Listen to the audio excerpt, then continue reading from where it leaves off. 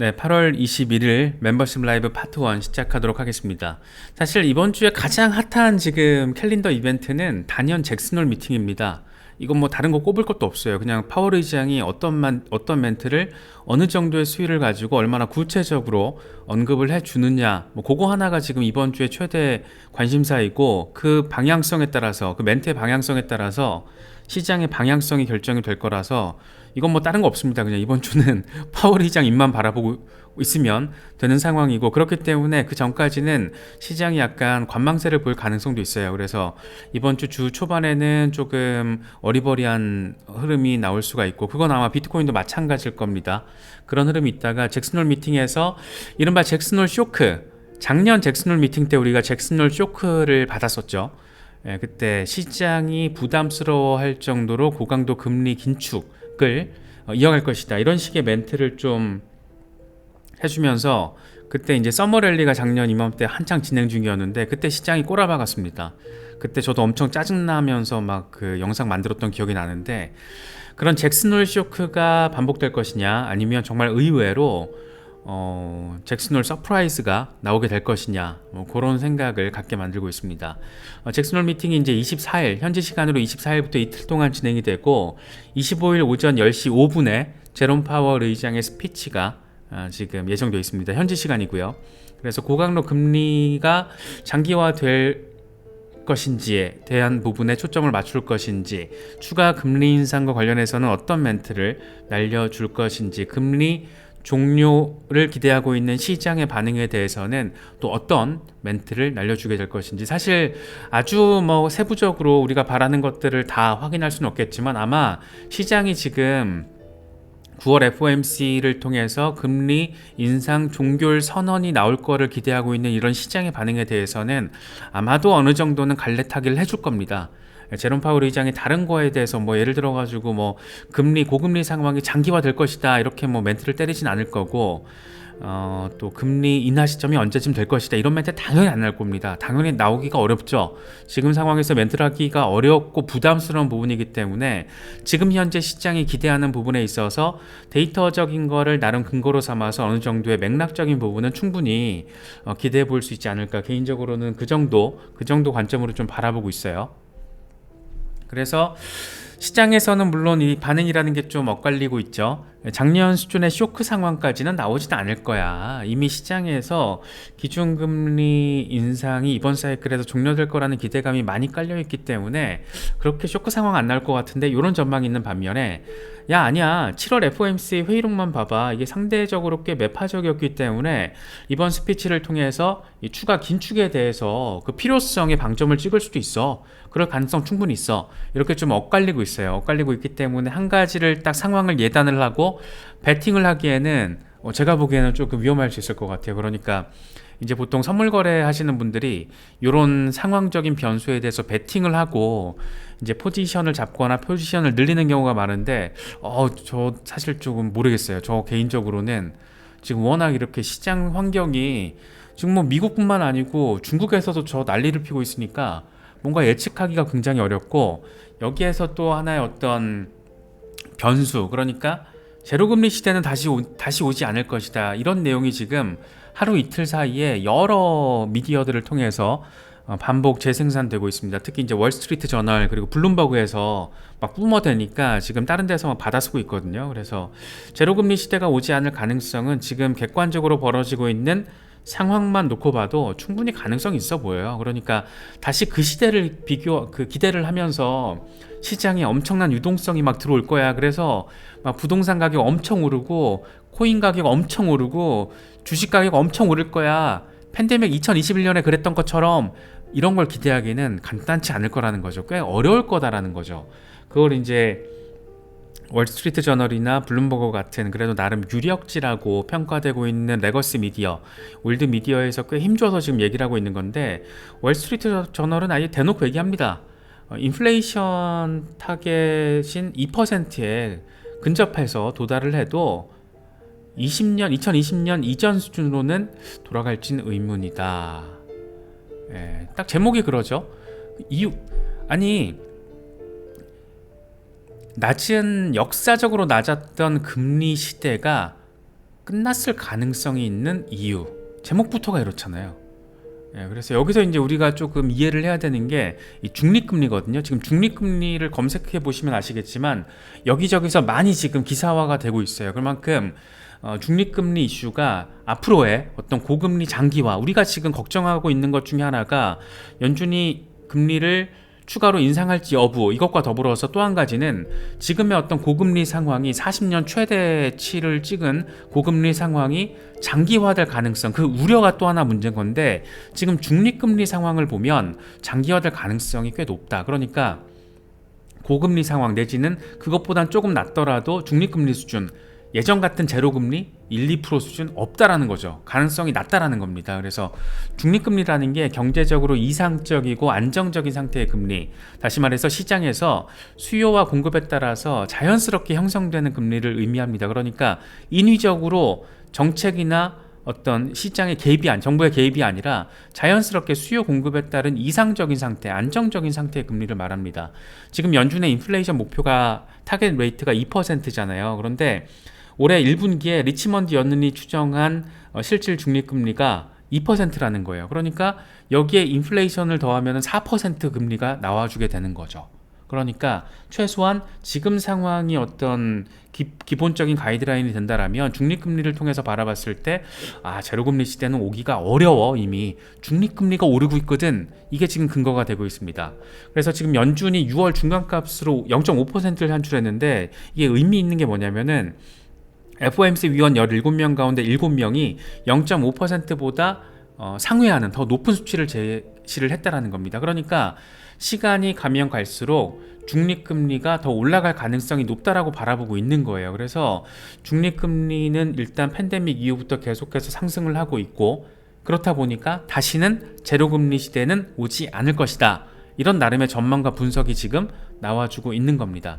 지금 이 중립금리의 어떤 시대적인 변화 흐름인데 1980년대 이게 3%대, 90년대 2%대, 2012년에서 18년에 0.1에서 0.2까지 확 빠져버립니다. 그러다가 올해 1분기에 지금 2%가 나왔거든요. 그러니까 장기적인 명목 중립금리를 봤을 때 이상적인 또 안정적인 그런 경제 상태에서 금리는 실질 중립금리에다가 연준의 2% 타겟 레이트를 더하면 얼추 4%가 도출되는 상황이구나. 이런 지금 계산이 깔려 있는 거죠. 그래서 래리 서머스 전 재무장관 같은 경우에는 이게 제가 처음 들었을 때 몇 달 전이었던 것 같아요. 아마 올해 1, 2분기 때 이미 이 양반이 좀 얘기를 했어요.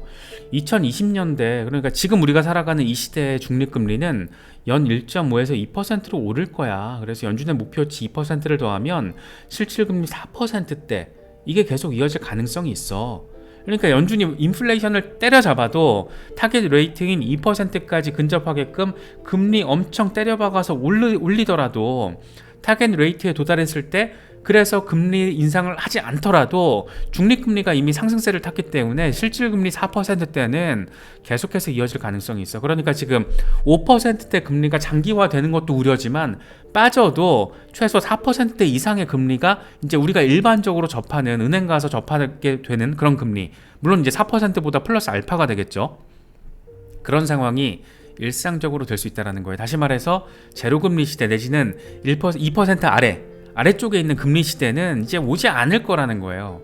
지금에 나오고 있는 어떤 이런 데이터, 특히 중립금리 상황을 보면 그렇다라는 겁니다. 그러니까 지금 요즘에 우리나라에서 또 문제가 되고 있는 게 영끌족 시즌2 뭐 이런 표현 많잖아요. 이게 진짜 고민해야 된다라는 거죠. 너무 섣불리 지금 사실 우리나라, 저도 지금 현 정부가 약간 진짜 미쳤나 이런 생각이 좀 드는 게, 이번에 그 50년 만기 주택담보대출 출시한 거 보고 와 진짜 미쳤나 이런 생각이 들었거든요. 이거는 뭐 정부를 지지하고 안 지지하고 이런 걸 떠나서 이건 그냥 빚내서 부동산 시장 부양하라는 거고, 빚을 내서 50년 동안 죽을 때까지 빚을 갚으면서 살라는 겁니다. 이거는 어느 진영이나 정파를 떠나서 말도 안 되는 거예요. 그러니까 쉽게 말하면 개 같은 정책을 지금 피고 있는 거예요. 인위적으로 부동산을 지금 떠받치기 위한 어떤 그런 나름의 정책적인 실행이 이어지고 있는 건데, 50년은 좀 심하다라는 거죠. 예. 한 40년 나왔을 때도 40년? 와, 지금 제가 40년 대출 받으면 80 넘어서까지 대출 갚아야 되는 건데, 근데 이제 사람들은 그렇잖아요. 야, 그 뭐 40년까지 가겠어. 한 10년 안에 예전처럼 한 1, 2년 전에 2021년도에 그런 강세장 뭐 10년 안에는 오겠지. 이런 기대감을 가지고 이제 집을 이제 지르는 경우가 대출에 의존해서 지르는 경우가 많이 있는 것 같은데 모르는 겁니다. 지금 우리나라의 어떤 이런 인구 소멸국의 지위에 오른 이런 나라에서 아파트 공급 물량이 저렇게 많고 빈집이 엄청 늘어나고 있는데 지방에서 그런데 과연 그런 팬데믹이라는 다시 우리가 살아있는 동안 벌어지지 않기를 바라는 그런 이슈를 통해서 이제 벌어졌던 유동성 어마어마한 유동성 공급이었고 그걸 통한 이제 자산 가치의 급등, 인플레이션의 악화 이런 거였는데 그게 과연 10년 안에 또 올까 그런 상황이? 그런 유동성 공급이 가능할까? 모르는 거예요. 그건 지금 막 에이 한번 오겠지 이러다가 그냥 50년 노예되는 겁니다. 그래서 지금 그런 어떤 우려가 진짜 약간 저는 이 중립금리 상황을 보면서 조금 많이 체감이 됐거든요.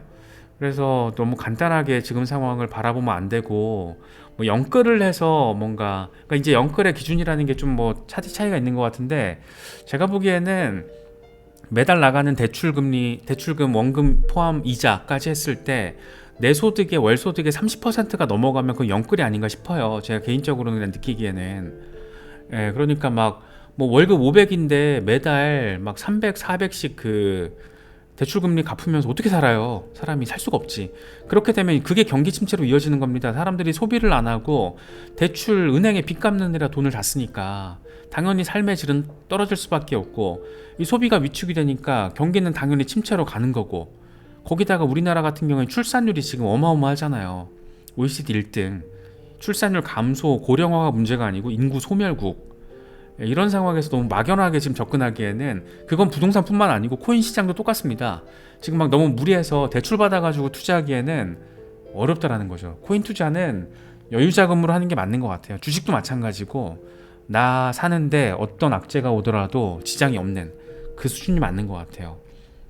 그래서 이 레리 서머스 전 재무장관이 제가 요 멘트를 본 게 몇 달 전인데 야 오늘 다시 보니까 이 사람이 간단치 않은 사람이구나 역시 이런 걸 또 다시 한번 저는 조금 느끼기도 했습니다. 그래서 이런 분위기 어떤 상황들은 좀 잘 체크하셔야 돼요. 그런데 그게 미국에서만 이런 얘기가 나오는 게 아니라는 게 또 하나의 어떤 체크 포인트가 돼야 되는데 이 폴 보드리 캐나다 중앙은행 부총재거든요. 이 사람이 얼마 전에 이런 얘기를 해요. 금리가 팬데믹 이전보다 높은 수준에서 안정화될 가능성이 높다. 다른 나라에서도 근데 지금 이런 비슷한 논의가 이어지고 있다. 전 세계 중앙은행들의 어떤 지금 일종의 컨센서스 같은 분위기 이런 걸 지금 이야기하고 있는 거죠. 죄송합니다. 그래서 이런 분위기들을 잘 봐야 됩니다. 어쨌든 투자 시장에 들어와 있고 우리는 지금 암호화폐라는 굉장히 아직 제도권에 완벽하게 안착되지 않은 그 산업 영역에 지금 투자를 하고 있는 거고 뭐 주식, 부동산 말할 것도 없고 그래서 부동산, 주식, 코인 이 요즘에 굉장히 기본 투자 영역으로 카테고리가 나눠지는 이 세 개의 분야에 대해서는 그게 뭐가 됐든 조금 보수적으로 바라보고 접근하고 액션을 취할 그럴 필요가 있어 보인다. 이런 점을 조금 깊게 참고할 필요가 있어 보입니다. 그런 필요성을 더 깊게 특히 한국 사람들에게 더 깊게 느끼게 만들고 있는 게 지금 중국 상황이잖아요. 제가 오늘 오전 영상에서도 말씀드렸고 며칠 동안 계속 말씀드렸는데 가장 쉬운 대응책은 결국에는 유동성 확대거든요. 그러니까 금리 인하해서 시중에 돈 푸는 거예요. 그런데 아니나 다를까 중국 인민은행은 가장 손쉬운 방법을 일단 선택을 했습니다. 그래서 금융기관들에게 일단 경제 회복을 위한 대출 확대해서 시중에 유동성 공급시켜 이렇게 지금 사실은 명령한 거죠. 공산당 정부가. 그래서 주요 금융기관들이 기둥답게 책임을 지고 대출을 늘려야 한다 이런 사실 되게 재밌는 상황인 건데 아무튼 뭐 중국 인민은행이 금리 인하 직전에 이렇게 금융기관들 다 불러다가 이렇게 회의를 했더라고요. 그러면서 이제 오늘 결정을 했습니다. 1년 만기 대출 우대금리를 3.55%에서 3.45% 0.1%포인트 하향 조정을 했습니다. 근데 이게 숫자가 주는 의미가 있죠. 0.1밖에 지금 안 내린 거예요. 그러니까 중국 인민은행도 어떤 큰 폭의 금리 인하까지는 지금 약간 겁나는 거지. 이러다가 거품 끼는 거 안 그래도 지금 흔들흔들 하는 건데 이런 상황에서 고강도 금리 인하는 조금 부담스럽고 그런데 가만히 놔두면 안 될 것 같고 그래서 금융기관들 대출 확대하라고 조지면서 동시에 조금 금리를 내리는 그런 어떤 액션을 취한 겁니다. 지난번에 이제 컨트리 가든 사태가 발생하자마자 역레포 금리를 조금 내렸잖아요. 그리고 나서 이제 기준금리를 이번에 전격적으로 인하를 한 겁니다. 1년 만기가 지금 0.1%포인트 하향 조정을 한 거고요. 이 5년 만기가 지금 현행 4.2%를 유지하게끔 결론이 났습니다. 그러니까 단기적으로 조금 시장에 유동성을 좀 공급을 해서 지금 부동산 산업에서 벌어지고 있는 어떤 이 리스크를 조금은 완충작용을 할 수 있게끔 돈을 좀 풀겠다라는 의지를 좀 보인 거는 확실해 보입니다. 요즘 중국 상황을 놓고 지금 서방 미디어들 특히 이제 월스트리트 저널이 굉장히 적극적으로 중국의 시대 끝났다. 그러니까 미국의 관점에서 기사를 많이 쏟아내고 있는데 대놓고 얘기하고 있어요. 중국의 40년 동안의 붐은 이제 끝났다. 다음은 뭘까? 뭐 이런 얘기를 하고 있거든요. 그래서 중국이 개혁 개방 이후에 가장 큰 성장 동력이었던 인프라 투자, 여기 부동산 포함인 거죠. 그래서 지금 문제가 생기고 있다라고 진단을 하고 있습니다. 지금 중국 상황은 정말 궁금해요. 어떤 방향으로 이걸 방향성을 잡고 시진핑 주석이 말하는 어떤 이제 실질적인 이런 부채에 기반한 산업 성장이 아니고 실질적인 신성장 동력을 만들겠다라는 거잖아요. 그래서 뭐 AI나 이런 빅테크들 새로운 4차 산업 영역에서 앞으로의 중국의 성장 엔진을 만들겠다라는 건데 과연 그런 게 얼마나 먹힐 수가 있을까? 부채로 지금 형성된 경제에서 부채를 통해서 이렇게 성장한 국가인데 그게 지금 무려 40년에 걸쳐서 진행이 됐던 건데 과연 이게 한순간에 갑자기 전환이 될 수 있을까? 문제 없이. 그게 조금 궁금증이긴 합니다. 물론 중국에서도 우리가 잘 알고 있는 것처럼 중국은 정부 주도의 가장 거대한 국가적인 블록체인 생태계를 지금 형성하고 있고 BSN 네트워크 말하는 거고요. 홍콩을 통해서 암호화폐 산업을 적극적으로 끌어당기는 것도 결국에는 돈이 필요할 때 비트코인을 합법화하지 않을까 좀 그런 생각이 좀 요즘에 들더라고요. 그래서 비트코인 합법화 이슈도 어떤 중국 경제의 어려움과 맞물려서 중국에 돈이 들어오게끔 지금 사실 중국에 투자를 안 하잖아요. 오히려 중국에 투자 공장을 만들었던 곳들이 다시 미국으로 돌아가든 아니면 인도로 가든 그러고 있잖아요. 그래서 중국의 투자금이 지금 빠지고 있는 이런 상황에서 중국의 돈을 돌게 만드는 계기가 뭐가 있을까? 그냥 비트코인 합법화해버리면 됩니다. 일단 단기적으로는 많은 돈이 중국 시장으로 들어갈 거예요. 암호화폐 영역으로. 거기서 이제 뭐 세금 삥 뜯고 이러면 되니까 또 그런 건 엄청 잘하니까 중국 정부가. 그래서 아마 세수 확보라던가 뭔가 새로운 산업, 그러니까 단순히 암호화폐 거래만 비트코인 거래만 허용하는 게 아니라 이거를 이제 블록체인 생태계와 맞물려서 이 블록체인 산업, 암호화폐 산업의 어떤 혁신 성장의 의미로도 끌어갈 수 있는 가능성은 있어 보이거든요. 다만 그게 지금 갑자기 막 뿡 하고 벌어지진 않을 것 같아요. 그거는 어떤 브릭스 통화의 등장과 러시아가 얼마나 암호화폐 국경 간 결제를 통해서 어떤 안정적인 국제 결제를 진행을 하느냐 이런 것들이 조금 큰 분기점이 될 것 같은데 아무튼 그런 부분들까지도 우리 입장에서 크립토커런시 투자자 입장에서는 그런 부분들도 우리가 생각을 해볼 수 있다 그렇다라는 겁니다. 그래서 그런 부분들도 좀 체크하시면 좋을 것 같고 전 오늘 알았어요. 월스트리트 저널 기사 보면서 아파트가 지금 중국 공실 아파트가 1억 3천만 채래요. 그러니까 보통 지금까지 알려졌던 게 1억 채 정도였거든요.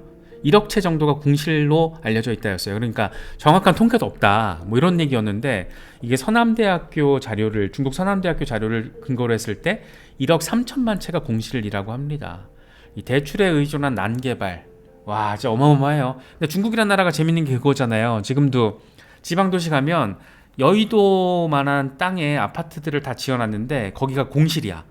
그럼에도 불구하고 바로 그 옆 동네에다가 또 비슷한 사이즈로 아파트를 지금 짓고 있다는 거예요. 완전 미친 거죠.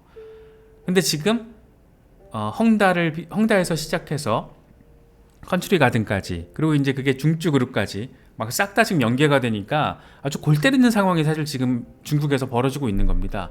1억 3천만 채 공실.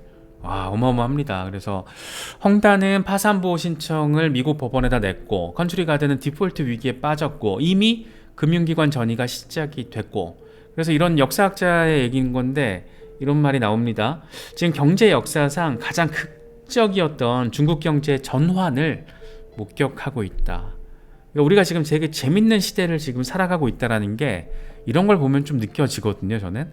그래서 아주 흥미진진한 상황. 그렇다 보니까 정말 이러다가 니케이가 분석을 했던 것처럼 일본이 겪었던 잃어버린 10년을 중국이 반복할 수도 있지 않나. 네, 너무 비슷해요. 돌아가고 있는 상황이.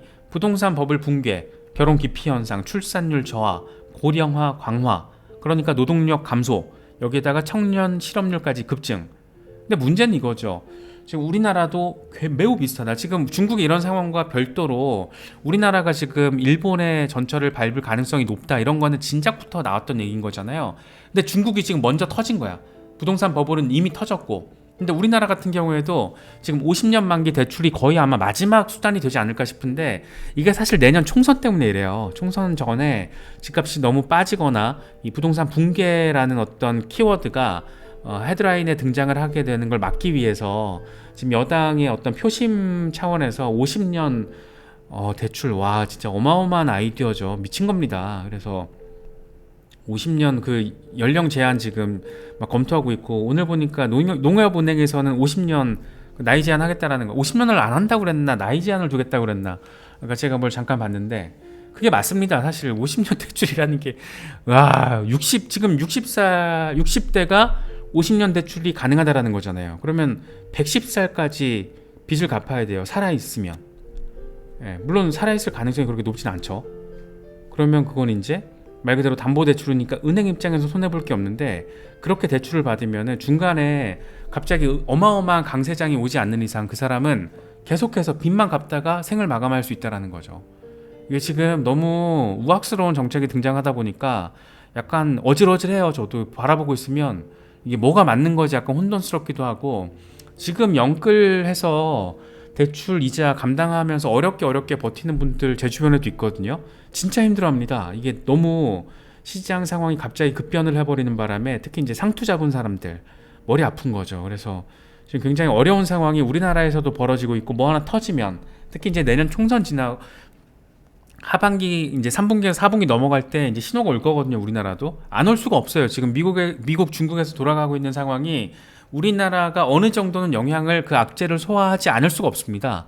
그래서 그런 게 슬슬 나오다가 내년 총선 이후가 저는 좀 볼만할 거라고 좀 생각을 하고 있는데, 어려워요. 어려운 상황이라서 특히 이제 투자 시장에 이렇게 깊숙하게 들어와 계신 여기 계신 분들, 이런 어떤 분위기들까지 잘 참고하실 수 있으면 좋겠습니다.